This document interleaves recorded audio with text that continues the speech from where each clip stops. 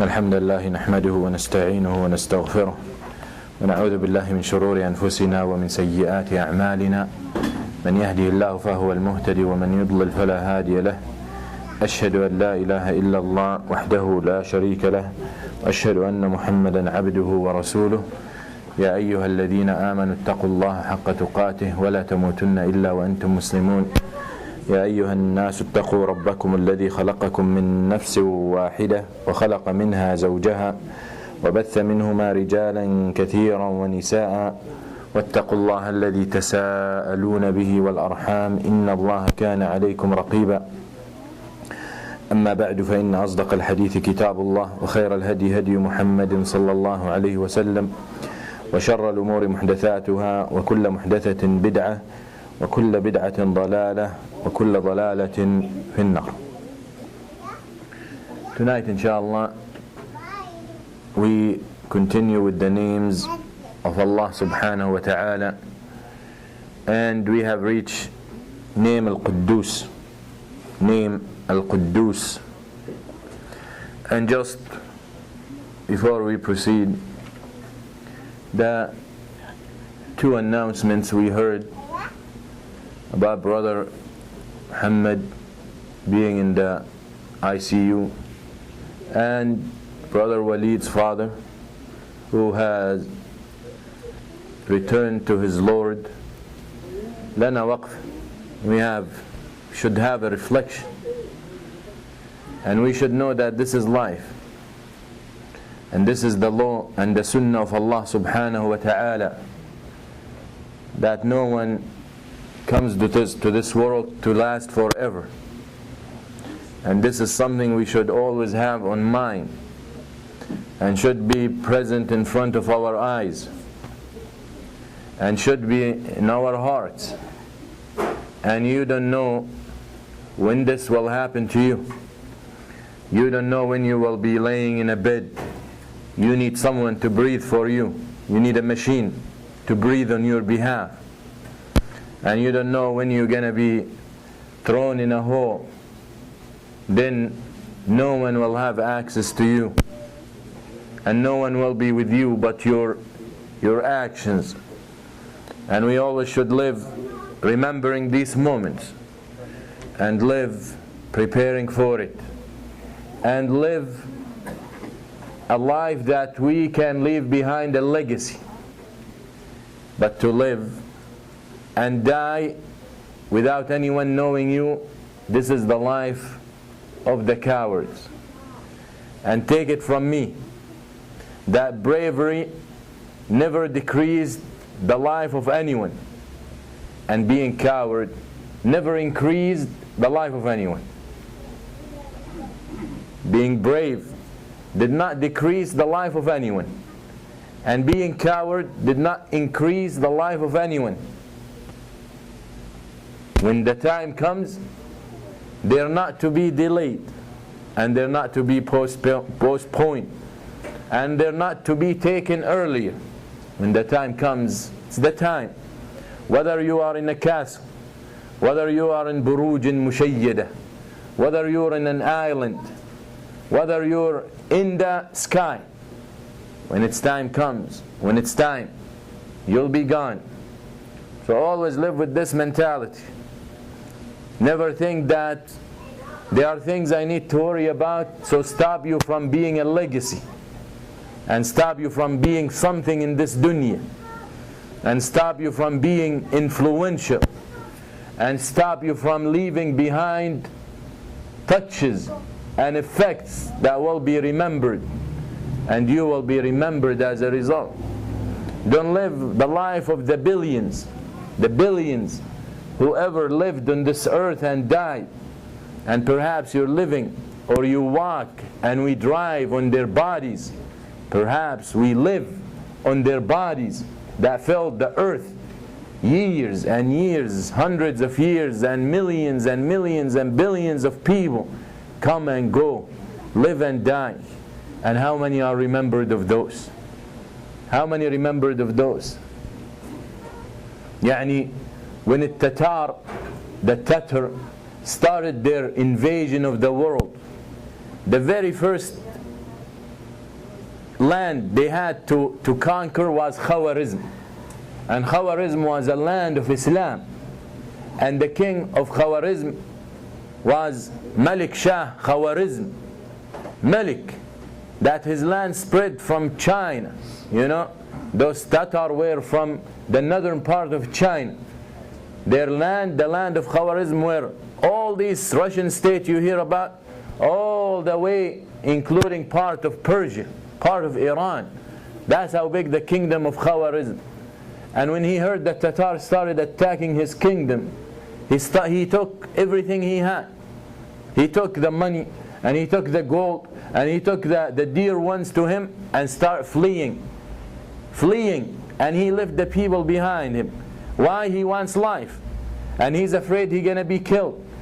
Bukhara and Maru and Samarkand, all these part of Khawarizm, part of this huge kingdom. Yani in Bukhara, they came, Bukhara, the city of Imam al-Bukhari, they came and they killed 700,000 Muslims. Every single one was killed on that day in Bukhara, in one city. 700,000. 700,000 who did not even dare to fight. Why? Why would they fight and their king is running away? So he ran away with his life and with his wealth.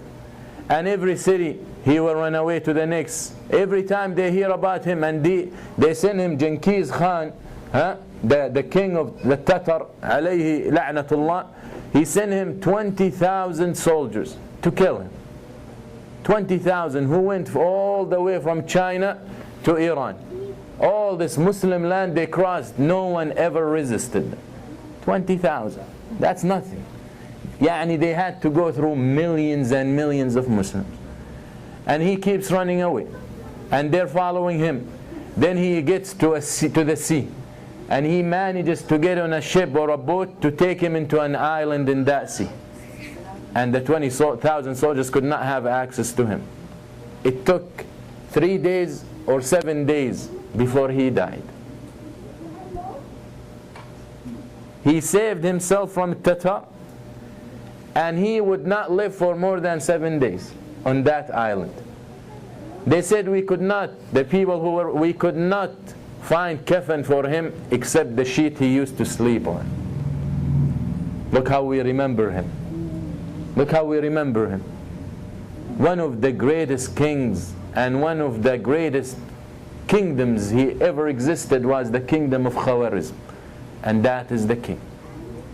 So Abdullah, yani remember that life is short. And life snatches people. Kal-kalalib. Life will take you just like nothing. You will die like nothing. But leave behind something you would be remembered for. Something that people will say, such and such, rahimahullah. Don't you read when you hear, don't you feel jealous? Every time we mention the name of a Sahabi, we say, radiyallahu anhu. Can't you imagine how many people throughout the years, 1400 years and years to come until the day of judgment, every time they remember Abu Bakr, they will say, radiyallahu anhu. They're making dua for Allah to be pleased with him.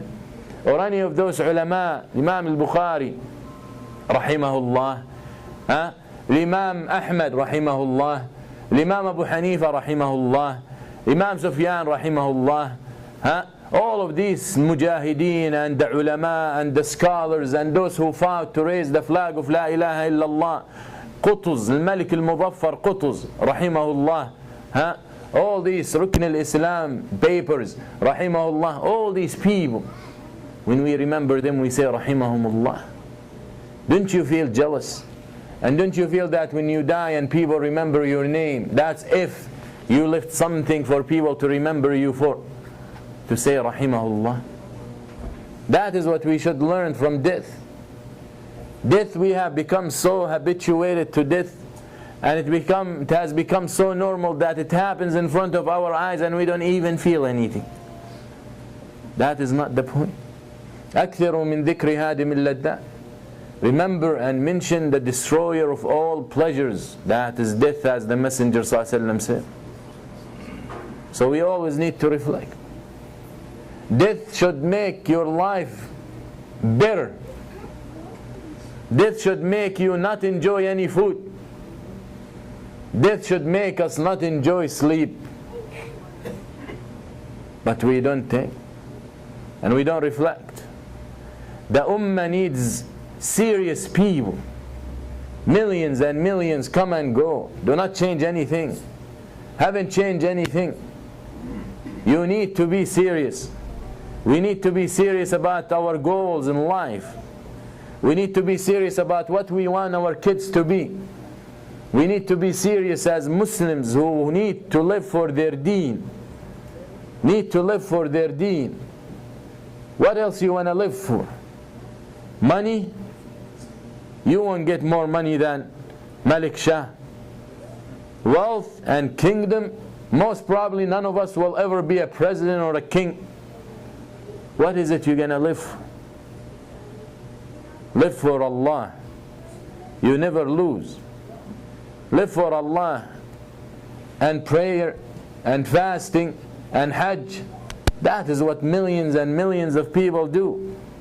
That will not make you special, and that will not make you stand out, and that will not make you a legacy. Have you heard the legacy because he used to pray 5 times a day? Have you heard the legacy because he used to fast? You know this Malik Shah, when they describe him, like Ibn Kathir, they say كان ورع تقي عالم فقيه. Look, كان شعبه يحبه. When they describe him, this far min Allah, this person who ran away for his life, when they describe him, they said he was faqih. He was taqi. He had taqwa. He was wari'. He was dedicated for his deen. But it was all nadariyya. It was all on papers. It was all ideas. Was never put into practice. Was never put into practice. Yes, he will give whatever. Yes, he will stand to make qiyam. Yes, he will fast the nawaf. Yes, he will pray extra. Yes, and he will give sadaqah. Yes, and yes, and yes. But when the test came, he failed. He failed. And who amongst us knows that he will stand firm when the test is come, or when the test hits your doors? So it's very important for us to reflect and to remember and to understand when we hear these things happening that you might be next. When some brother died down here in Broward and we went to bury him, and I was standing after they buried him with another brother at his grave, and I said, I wonder who's next. It was that brother who was standing with me next. He was buried next to him. Allah.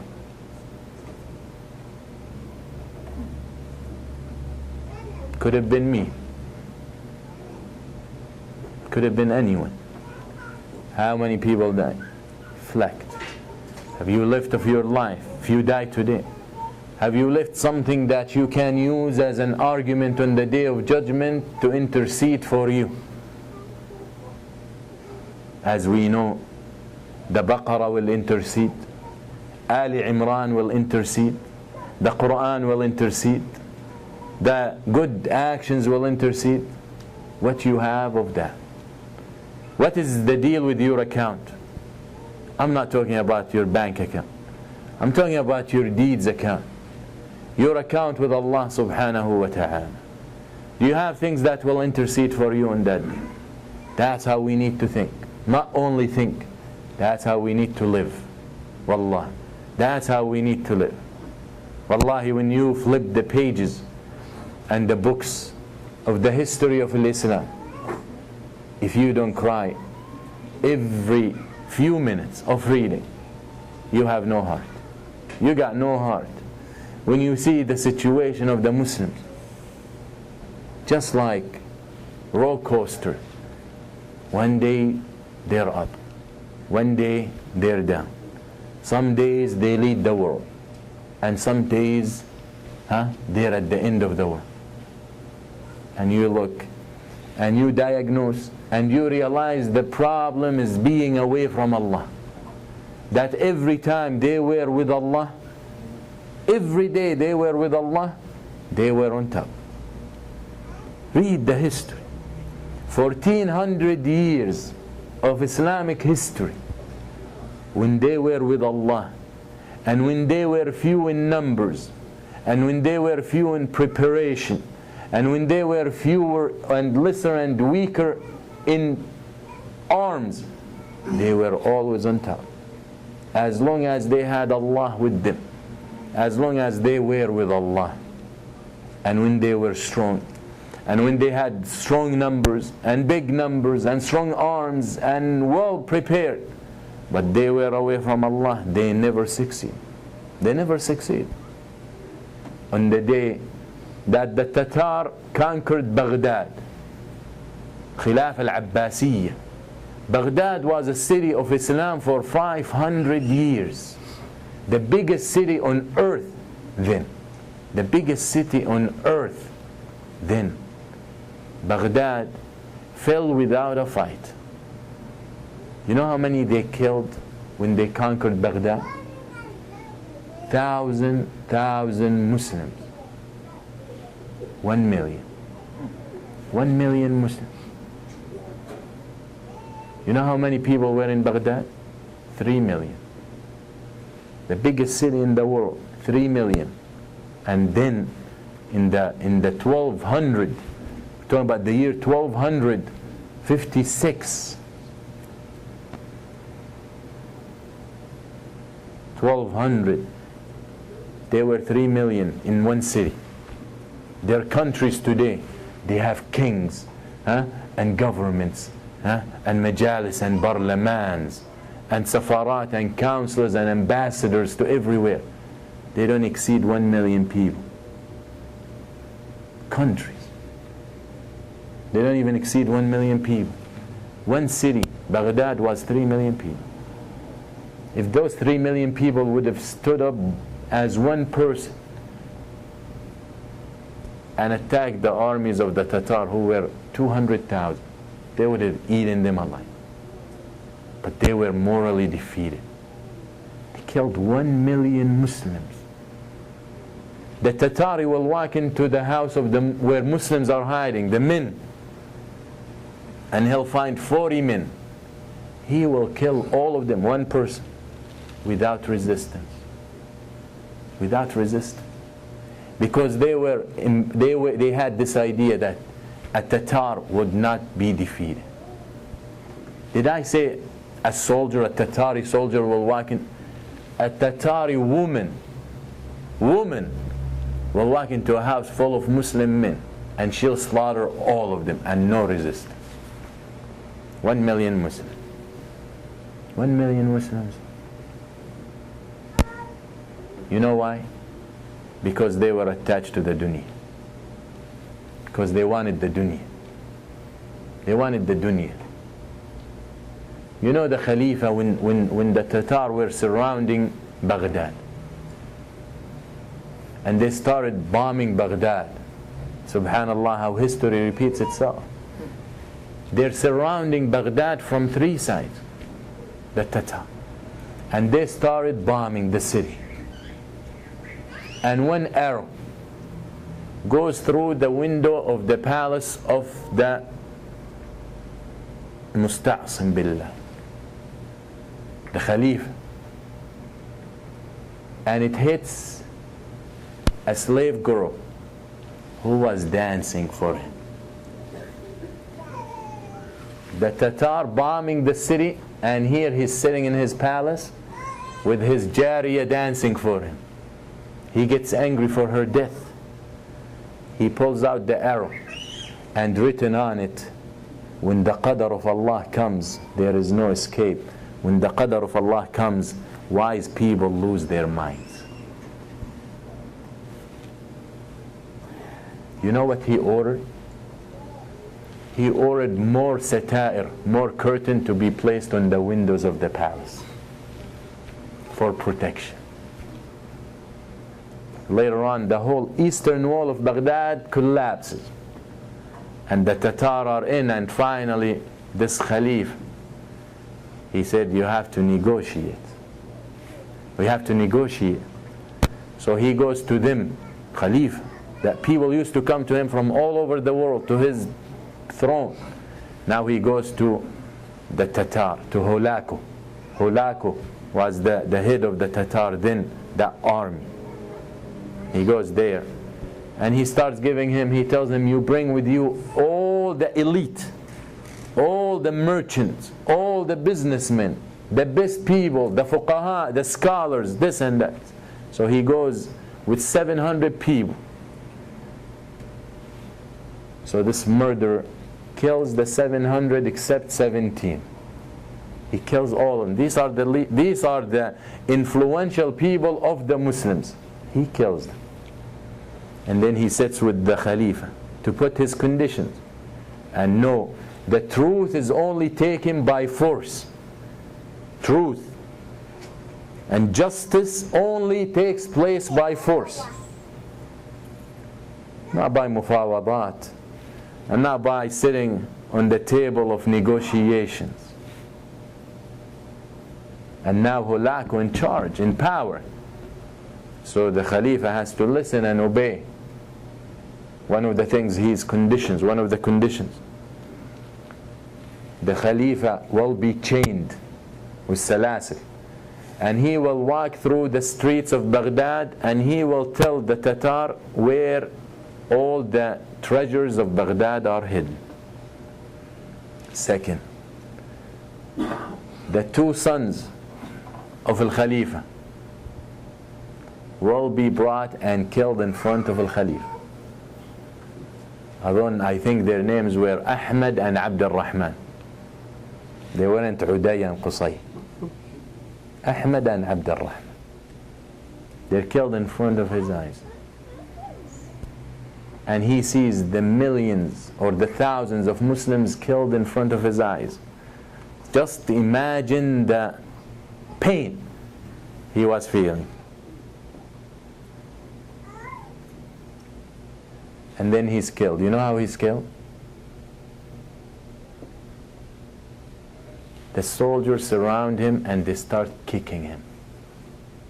They kick him with their shoes until he's dead.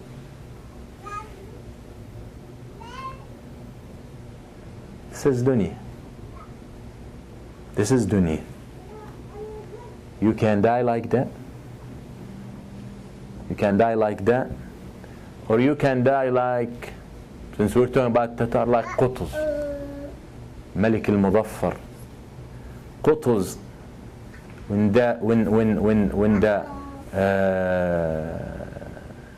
leader of the Tatar armies, after they took over Sham, Syria and Lebanon and Iraq and Palestine, he sends a letter to Quddus, and he was in Egypt, Dawlat al-Mamalik, and he tells him, we are the inheritors of the earth by Allah. The Tatar collected, this Genghis Khan collected something from everything, from every religion.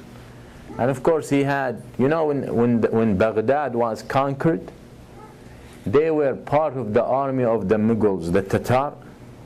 Part of their armies were Muslim armies. Muslim armies from Sham who gave allegiance to Hulaku. Some of them were Iraqis, some of them were Shamis.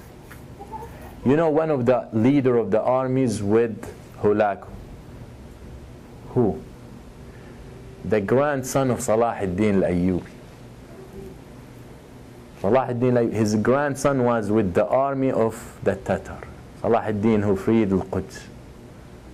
Just 40 years before. 7 years before. That is the dunya.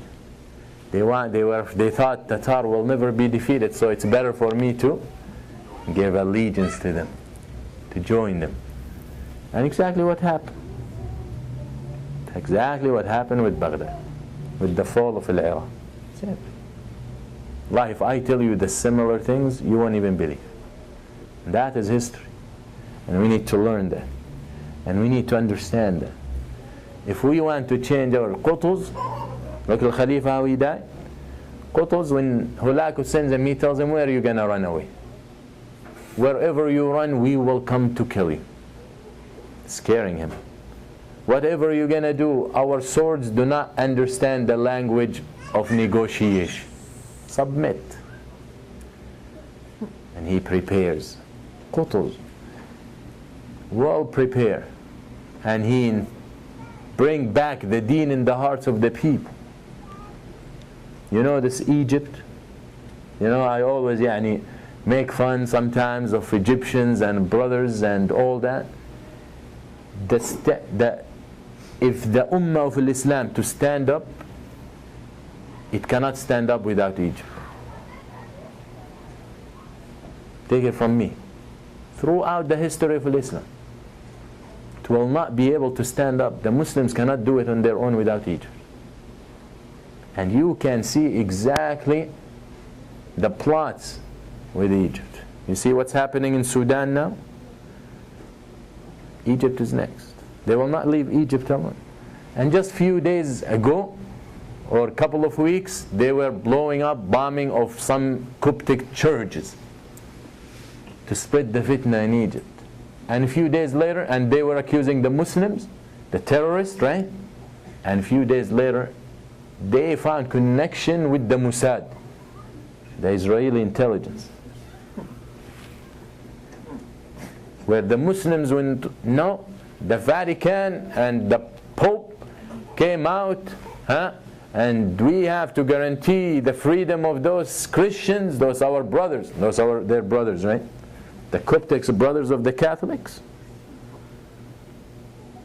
Those Coptics were oppressed by the Christians when they were in power in Egypt. Now they hold the most elite positions in the country. They're rich. Where the Egyptian Muslim cannot find food, bread to eat, the Coptics enjoy all kind of special treatment. And the Pope and Sarkozy and this guy Sarkozy who just got caught with a minor, having sexual relationship with a minor. Those people speak on behalf of Christianity. And then who's done it? The Mossad. Even some Muslims leaders came out and they said, we condemn this. And here the Muslims had nothing to do with this fitna. As long as Egypt is unstable, and as long as the Egyptian people are starving, this Islam will not stand. Egypt is right in the middle of the Muslim world. Connection. Qutuz prepares the people and revive in their hearts Islam and Allah and La ilaha illallah. And then they meet the Tatar in the famous battle, Ain Jalut. Tatar who were never defeated. The only times they were defeated, they were twice by Muslims too. Tatar. Those Tatar, you know, they would not come in. When they came to the Muslim cities, Bukhara, whatever they could not take with them, from the treasures and from this and from that, they'll burn.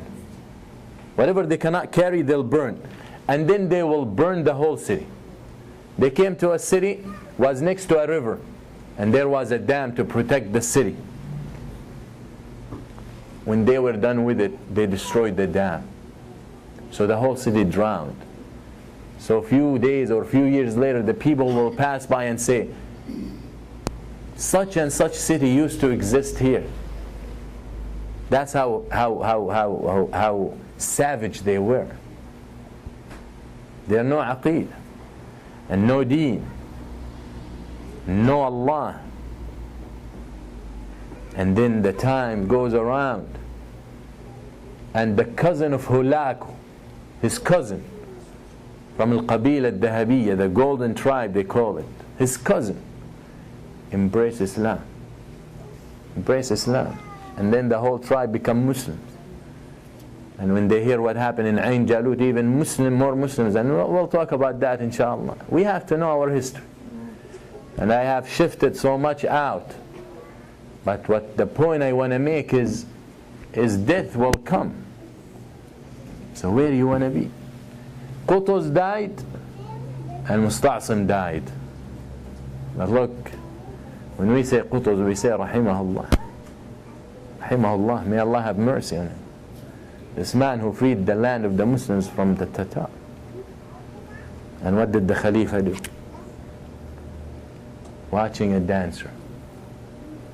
And look in the Muslim world. Look how many dancers, and how many singers, and how many artists, and how many this, and how many that. And they speak freely. And no one will tell them what you're doing. Commercials that invites to radila, and invites to haram, and to zina, even commercials. And yet, you find a Muslim said, my child is corrupted because of the TV. Control it. Well, what can I control? Even the commercials show this stuff. Close it. Destroy it. Throw it. You got no excuse. You got no excuse. I said it before. Watching regular TV in an Arab world where there's more conservative, in an Arab world, countries like Saudi Arabia, Egypt, Jordan, the man is exposed to more than 10,000 sexual scenes watching regular TV a year. 10,000 scenes that will put in his heart some desire. 10,000 scenes watching regular TV, news. You see how news commentators come out. You see how commercials are. So imagine movies, and a lot of Western movies that are translated and captioned, Arabic caption, on the bottom, all these things. And then we say, where are people like Quddus? Why our kids are khunnath? Why our kids growing out to be like girls? Our men like girls.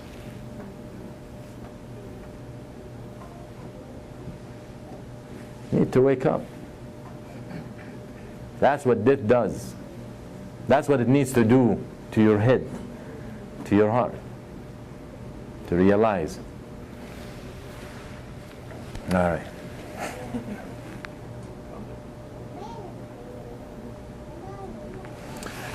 Quddus.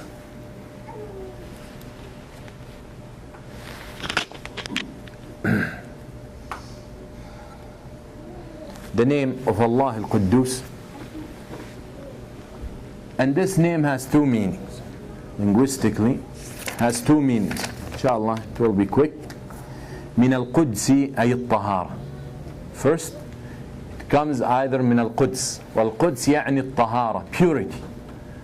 So Al-Quddus, the root of the name of Allah Al-Quddus, means purity, طهارة.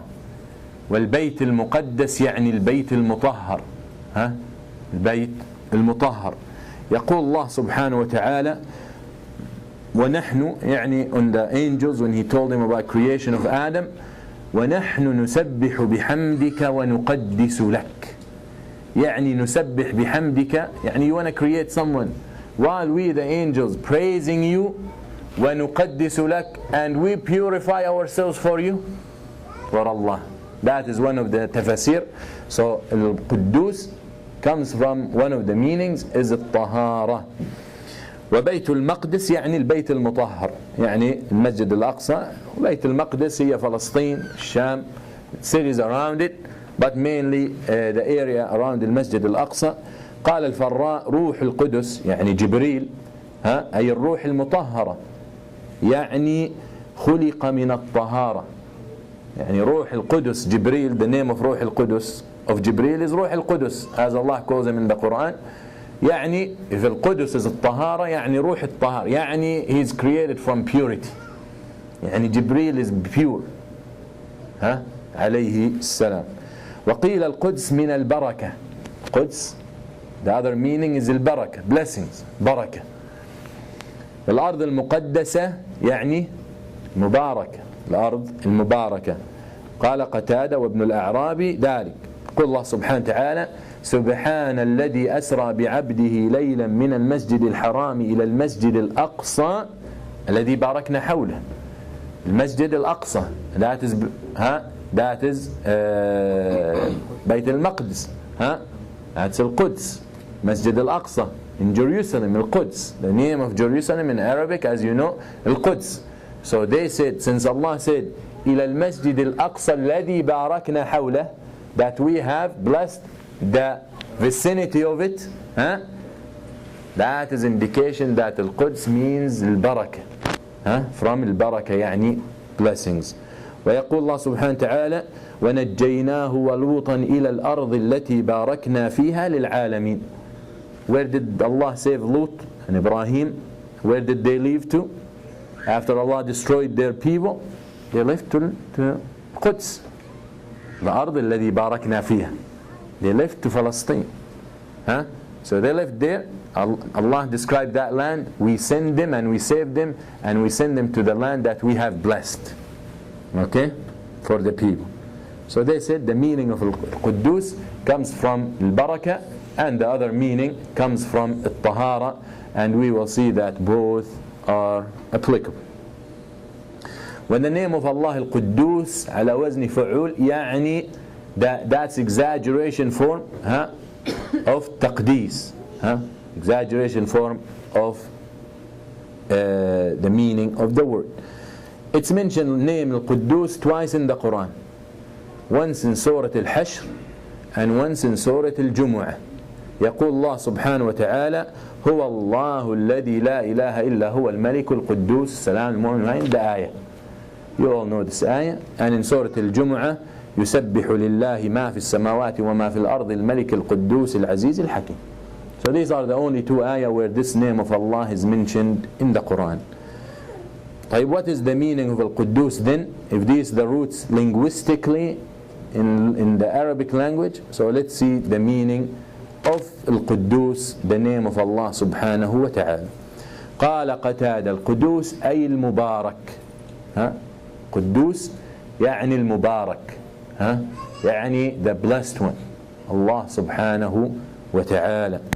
قال ابن جرير في تفسير الآية ونحن نسبح بحمدك ونقدس لك. قال ونحن نسبح بحمدك ننزهك ونبرئك مما يضيفه إليك أهل الشرك بك ونصلي لك. So Ibn Jarir rahimahullah Tabari, he said when he gave the tafsir of this ayah of al-malaika telling Allah that you're going to create someone and we are praising you and we are نقدسك, قال نسبح ونحن نسبح بحمدك.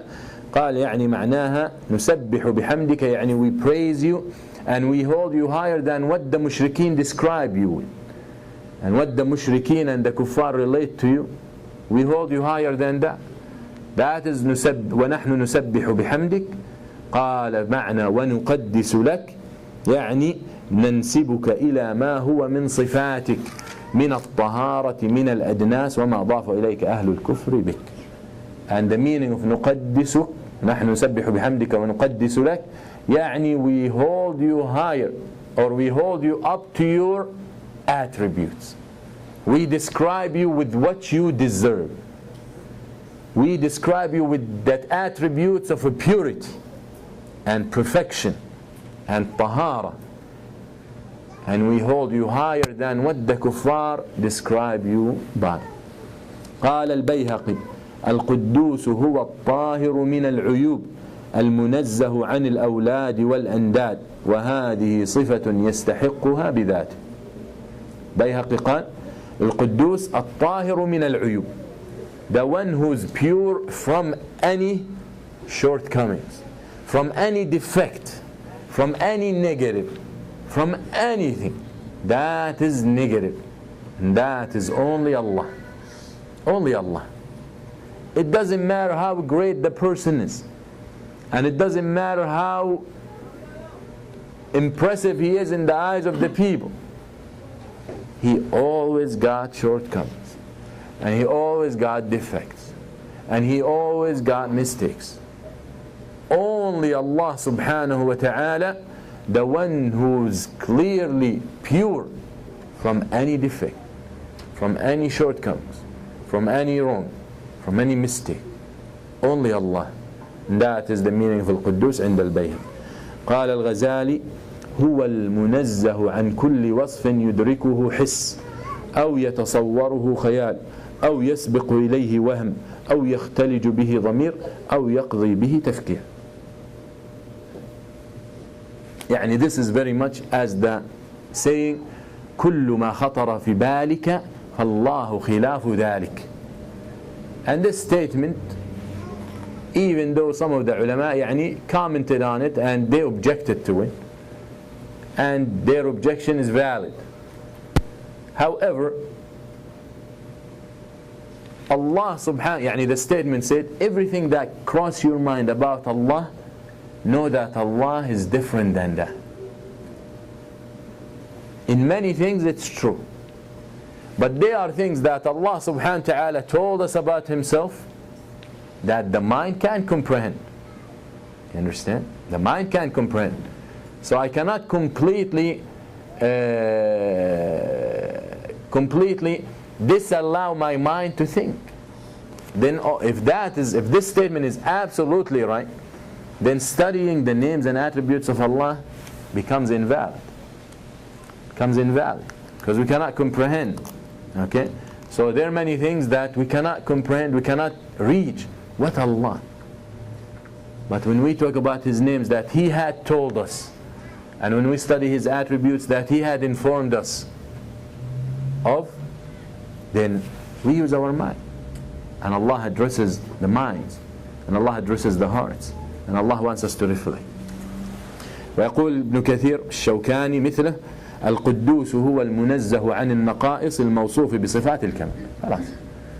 Ibn Kathir said that Al-Quddus, the one who is pure from any shortcomings, from any negative, who has all positive.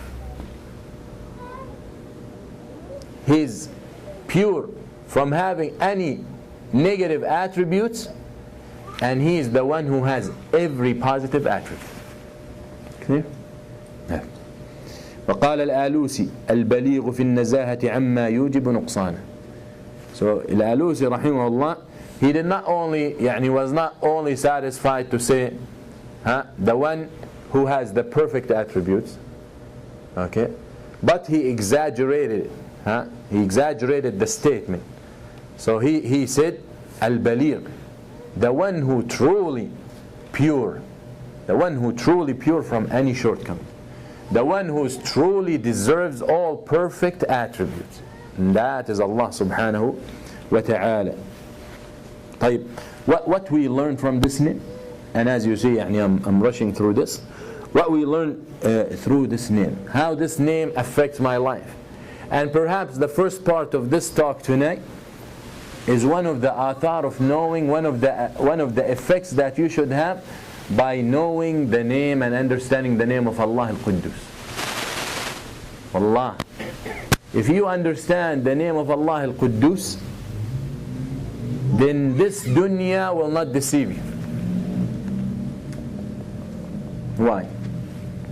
Because what's between you as a believer and Allah is death. And if you know that everything with Allah is perfect, and whatever Allah has prepared for the believer is nothing that you can think of. ما لا عين رأت ولا أذن سمعت ولا خطر على قلب بشر. Allah has prepared for His servants what an eye never seen, what an ear never heard, what a heart never thought. And you know what's holding you from enjoying all that is death, because that's what it is. You're in this dunya, it's holding you back from getting there.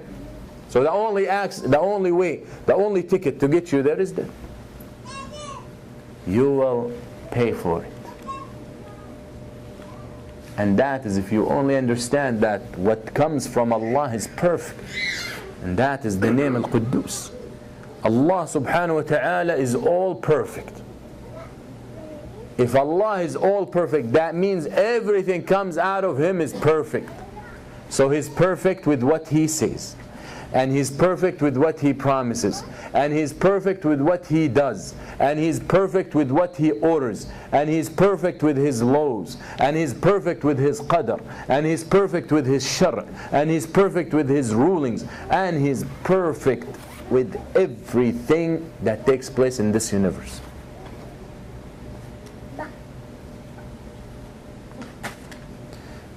So one of the effect and influence of this name Al-Quddus on your life as a believer is that you understand very well that Allah is perfect.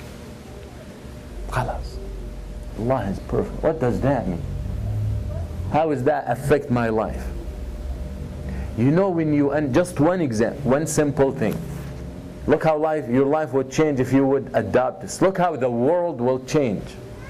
If I know that Allah is perfect, wouldn't I trust everything that takes place? Wouldn't I be satisfied with everything in my life because I know the perfect chose it for me? So look, the comfort you're going to have in your life.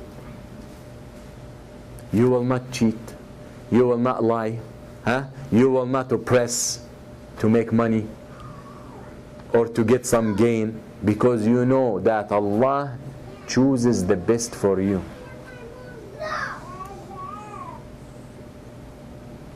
That's how it should affect your life. So تقديس الله وتنزيهه عن النقائص في صفاته واسمائه. So when we talk about the names of Allah, don't come and say, look what's happening to these kids, they're dying young. How can Allah allow this? If you understand Al-Quddus will only do what's right because He's all right and all perfect, you don't question that. You don't ask that question anymore. You don't waste your life asking this question. Why little kids die young? Why they're killed? They get killed. Why a young kid who hasn't seen anything from life dies early in a car accident?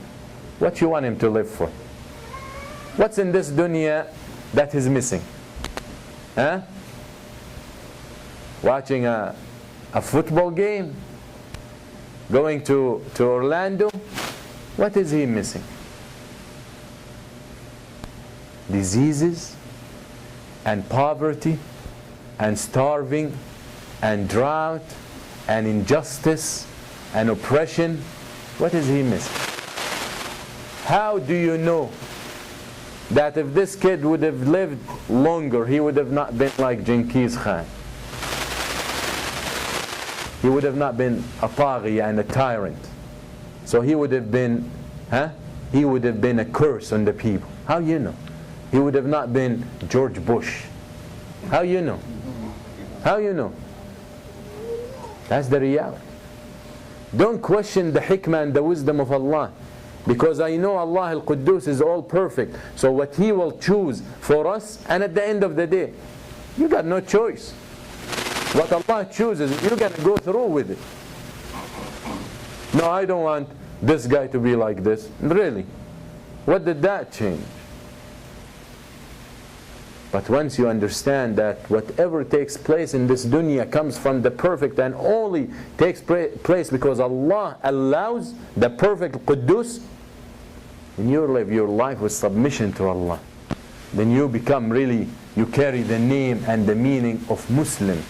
He who submits. Allah. We still doubt. Some of us trust their wives more than Allah. Some women trust their husbands more than Allah. You know why? Because she doesn't understand that only you need in this life to follow a path that pleases Allah. For example, with the issue of making money. So she will force her husband to haram and to work in the haram and to sell the haram so they can make a living. So she trusts her husband more than Allah, who promised that if you take a step, يجعل له مخرجا ويرزقه من حيث لا يحتسب. So we don't have trust in Allah as much as we have trust in the means and in the job and in the work and in the degree and in the husband and in the wife and in the child. We don't. So when you understand Al-Quddus, everything comes from Him is perfect, then definitely that should affect and influence your life. وتقديس الله وتنزيهه عن نقص في أقواله وأفعاله فقوله الصدق وخبره الحق كما قال ابن. Not only Allah is perfect, but Allah is perfect with His promises and His speech. What Allah ever said is the truth, and I have no doubt about it. So when Allah tells you in the Quran, such and such will never be pleased with you until you follow them, you understand the only way they will be pleased with me when I follow them, not when I sit on a table with them to eat dinner and to sell my country. Negotiation for peace. Peace for what?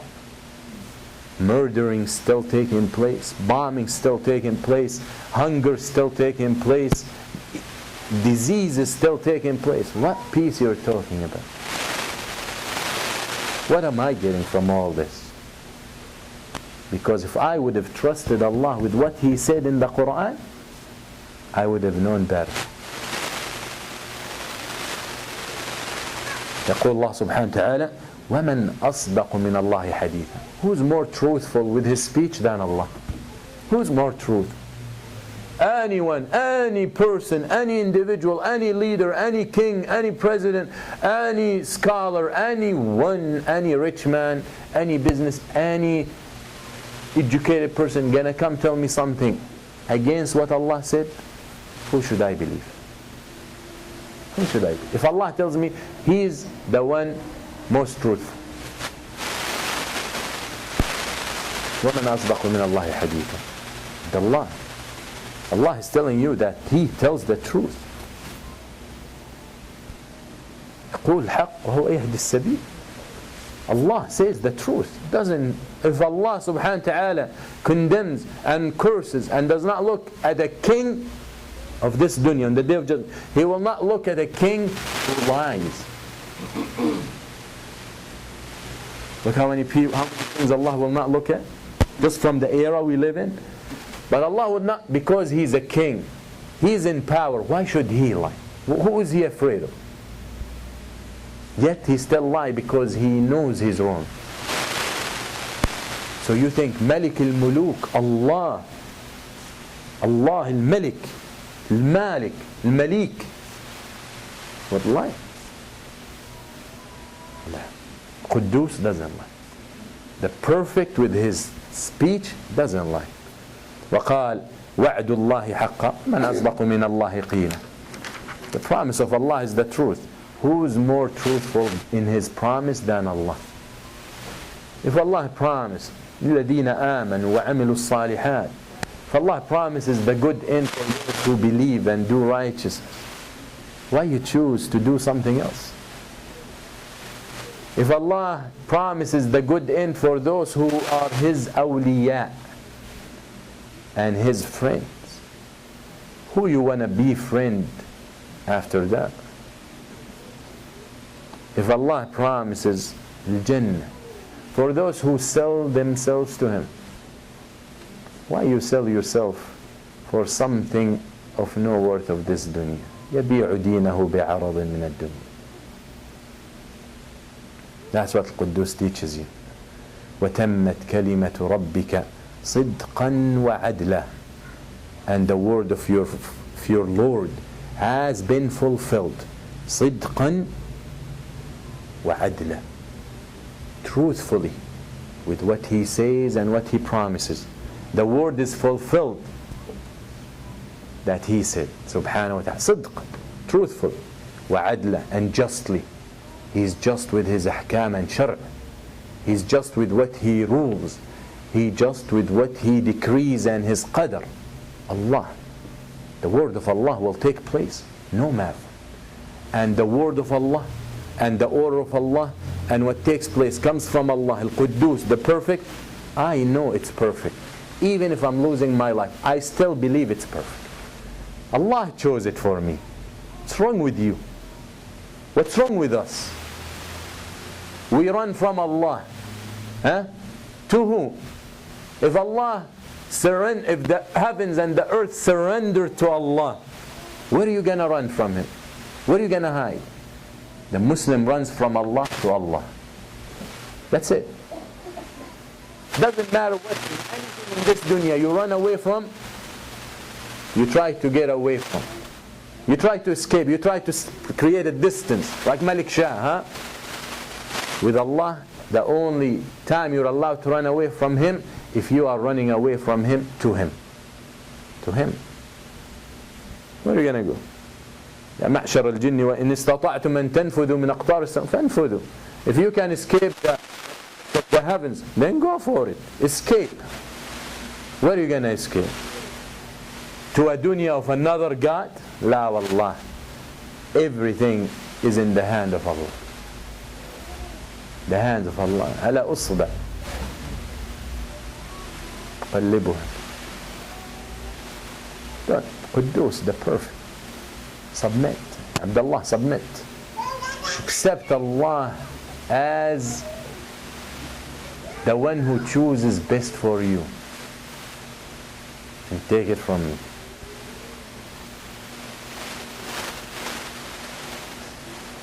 يقول الله سبحانه وتعالى أفحسبتم أنما خلقناكم عبثا وأنكم إلينا لا ترجعون فتعالى الله الملك الحق لا إله إلا هو رب العرش الكريم. يعني did you think that Allah said, do you think that we created you in this earth just to waste your time and your life, just to play? You think Allah created the heavens and the earth and created this earth for you to enjoy, just to play? You think your purpose in life just to hang out and chat and travel and tourism and play and enjoy and watch TV and read this and play that and get married and have kids and throw parties and sing and dance and then die? If that is the case, then Allah isn't perfect. If Allah created you just to do this, Allah isn't perfect. That's what Allah says.